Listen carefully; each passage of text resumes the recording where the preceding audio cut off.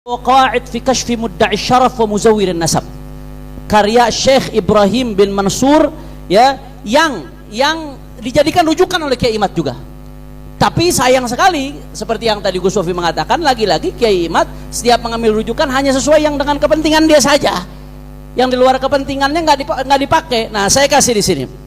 Ilmu nasab, kama ya'lamuhul hudzaq, qa'imun ala iqrari riwayatil amudin nasab wa wathiqatihi li rabtil furu' bil usul fi dhilli syuhratihi bidzalika nasab. Lidzalika yarbitu katsirun minal hashimiyin wa ghairihim minal qidam ila al-yawm nasabahu bi usulihi allati fil qarnil khamis aw al-ashir ala riwayatil mujma'i 'alaiha min al-bait aw bil wathiqati, wa hadha maslaku huffadhil Islam al-bari'ina fin nasab. Nah, jadi di sini kesimpulannya, ya, kata beliau, ilmu nasab ini dibangun di atas ikrar riwayatil amud. Jadi kalau udah ada nasabah meriwayatkan amud tersebut dalam bentuk ikrar, itu udah selesai.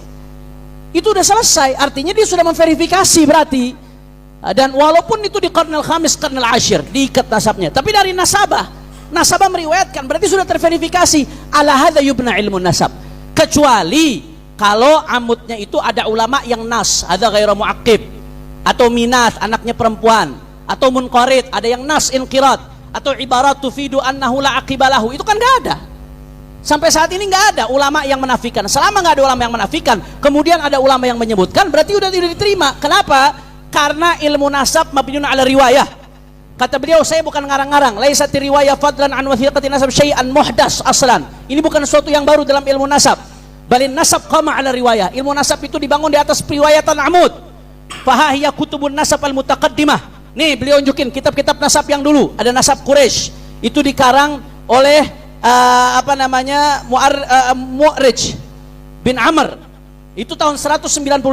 Kemudian Jamharatun Nasab Ibnul Kalabi tahun 204. Itu kitab nasab pertama. Dia nggak punya rujukan kitab nasab sebelumnya. Artinya sebelumnya itu mabni ala riwayah, selesai. Dan di sini beliau ngasih contoh ada 5. Qabul ulama wa iqrarihim li riwayati amudin nasab aw wathiqatihi. Ulama menerima riwayat amudun nasab dan wathiqah, walaupun di atasnya ada yang nggak disebutkan. Saya kasih contoh, di antaranya nasab Ibn Hajar al-Asqalani,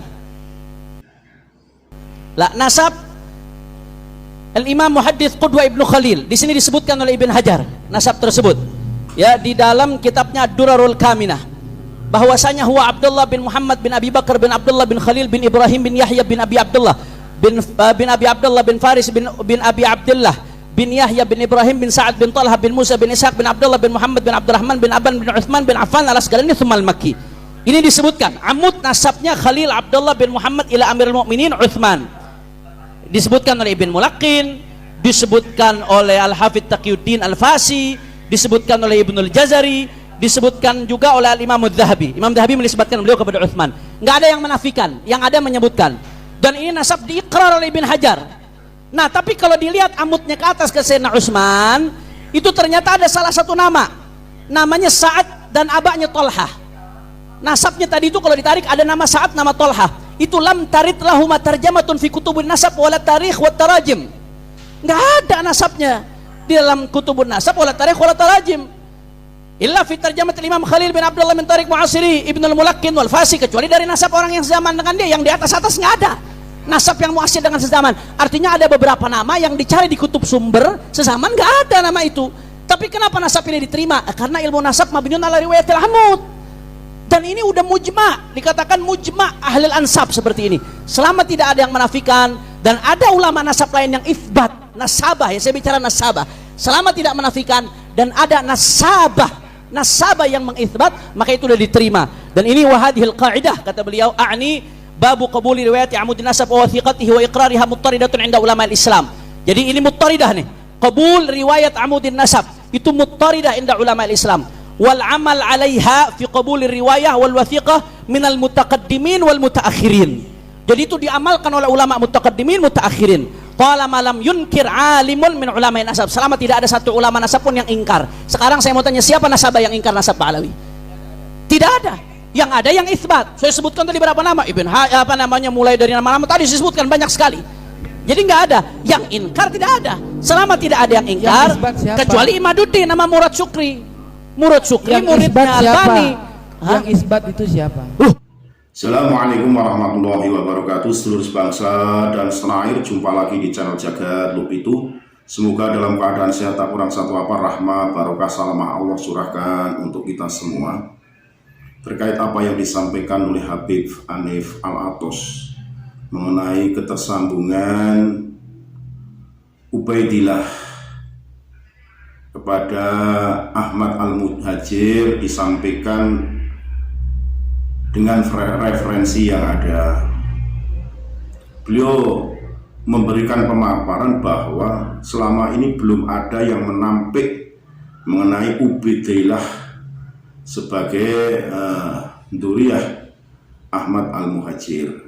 Belum ada kitab-kitab yang menampik itu, dan semua ada riwayat-riwayatnya. Dan riwayat-riwayat yang nulis itu manakala itu terputus seperti apa yang disampaikan oleh Kiai Imaduddin selama 550 tahun, karena tidak ada yang meriwayatkan. Ini yang saat ini sedang dibahas oleh pakar-pakar baik di Indonesia maupun di dunia. Terkait itu hasil daripada seminar di UIN Syarif Hidayatullah Jakarta, banyak pakar yang hadir mengenai pakar nasab, ya, juga pakar DNA.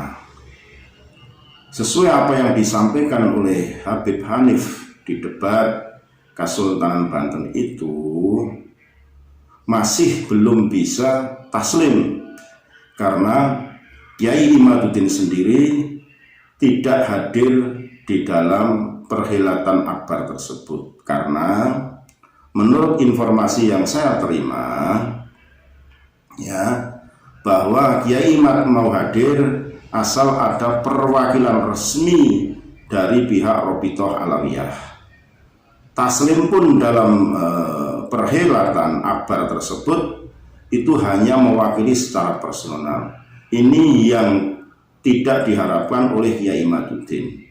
Adapun Kiai Imaduddin memberikan sebuah surat resmi perwakilan peserta debat tersebut, diantaranya Gus Jazuli, Sayyid Mudakori, dan Kiai Haji Muhammad Salim Dzurriyyah Sunan Derajat, dan Kiai Haji Muhammad Salim pun mengundurkan diri dari debat tersebut karena merasa sudah melenceng dari apa yang diharapkan. Dari pihak yang hadir pun masing-masing tidak sedang mewakili lembaga atau organisasi apapun, sehingga Kiai Muhammad Salim tersebut mengundurkan diri, hanya mendampingi. Di situ sebagai pembicara dari Kiai Imaduddin adalah Sayyid Mudakori dan Gus Jazuli pun merasa tidak mewakili Kiai Imaduddin karena tidak diberi mandat langsung mengenai taslim dan tidaknya hasil musyawarah debat nasab tersebut, sehingga baik dari yang pro dan kontra tesis Kiai Imaduddin sepakat hanya personal, sehingga apapun hasilnya itu belum mewakili dari pihak-pihak yang sekarang sedang dibahas, yang berseteru katakan antara Kiai Imaduddin dan pihak Rabithah Alawiyah.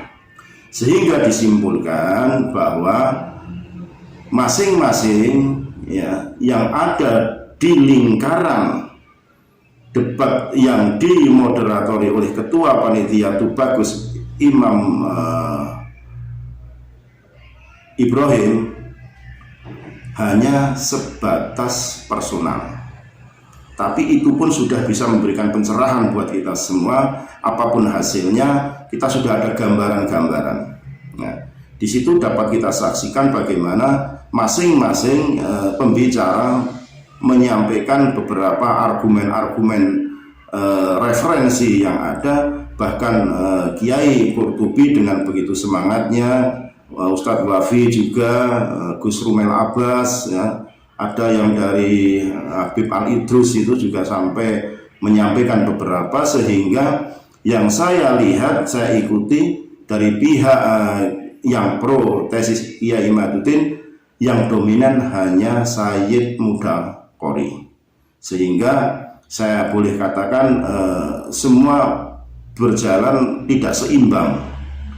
Bisa dikatakan tidak seimbang karena dari pihak Kiai Imaduddin yang mengundurkan diri itu 3, termasuk Kiai Haji Muhammad Salim Duriyah Sunan Derajat, sehingga apapun hasilnya tentunya hanya mengikat secara personal, belum bisa memberikan sebuah pencerahan, penyelesaian masalah, manakala dari kontra itu bertemu langsung dengan Kiai Haji Imaduddin Utsman Al-Bantani, menyampaikan beberapa permasalahan apa yang ditemukan di dalam tesis tersebut, kejanggalan-kejanggalan, nanti disampaikan langsung secara beliau, bagaimana tanggapan beliau, atau menyanggah atau taslim terhadap apa yang disampaikan oleh Kiai Qurtubi CS, ya, termasuk Habib Hanif ini yang kita akan simak bersama-sama bagaimana pendapat beliau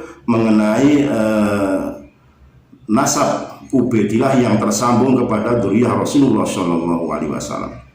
Jadi sudah jelas dan sudah ada gambaran-gambaran terkait dengan apa hasil daripada bedah nasab di Kesultanan Banten. Ya, jadi intinya mari kita simak bersama-sama bagaimana Habib Hanif menyampaikan referensinya berdasarkan kitab-kitab yang dipelajarinya mengenai nasab terkait dengan Bani Ba'alawi, ya, dalam hal ini Imam Ubaidillah tersambung tidak kepada dzurriyyah Rasulullah SAW, karena menurut Habib Hanif tidak ada yang membantah satu kitab pun termasuk ketersambungan Imam Ubaidillah kepada Ahmad Al-Muhajir. Saya kira jelas yang saya sampaikan. Segala hilaf mohon maaf. NKRI harga mati Nusantara milik kita simak video dari pemaparan Habib Hanif Al-Athos. Assalamualaikum warahmatullahi wabarakatuh.